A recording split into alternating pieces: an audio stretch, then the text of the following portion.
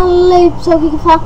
É o Zé Sigão. Se eu estou aqui com mais um vídeo, eu estou aqui com um vídeo de como colocar skin no Craftlândia.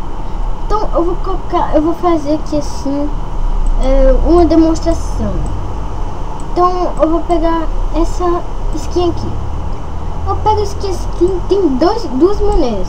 Eu pego a skin, aí salvo e coloco salvar de novo.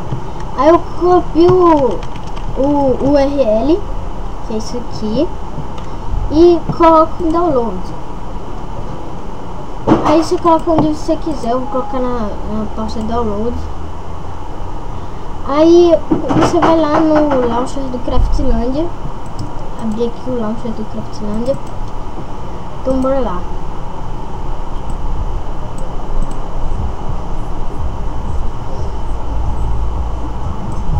Acho que é porque já tá aberto. Então deixa eu fechar aqui. Eu acabei de fazer o vídeo, sabe, do Vampire Z e do Block Hunt. O Block Hunt não, Black Party. Então bora lá. Aí você entrou aqui. Aí você pegou o URL e coloca mudar skin. Aí tem mudar desde o URL. Aí você coloca o URL aqui e coloca mudar skin, mas eu vou mudar mesmo. Então mudar, aqui tem mudar desde arquivo. Aí você baixou a skin e colocou em downloads. Não sei, mas eu vou colocar a do Miguel, que é essa aqui que eu tô. Aí você clica aqui, aí tá, aí vai aparecer skin alterada com sucesso. Aí você dá OK, vai fechar o negócio, você fecha isso aqui. Aí vem aqui, pega, coloca aqui a versão que você quer. Eu vou colocar o negócio do Budokan, o pack do Budokan. Então aí você dá play e vai estar lá com sua skin. E essas duas maneiras aí.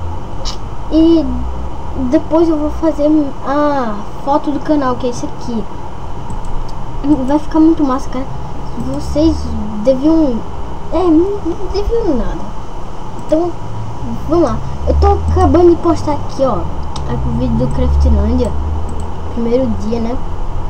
Eu não vou colocar Craftlândia segundo dia. Agora eu vou mostrar aqui. Aí tá lá, tipo, sua skin, mas não tava aparecendo porque tava bugado. Aí tava lá tá lá sua skin. É assim que se bota skin no Craftlândia.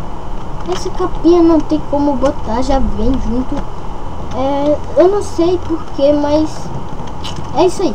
Se vocês quiserem baixar o launcher do Craftlândia aí, eu não sei como, eu não tenho o link aí, mas eu só sei que é só vocês verem o vídeo lá do Budokan que tem lá como vocês verem.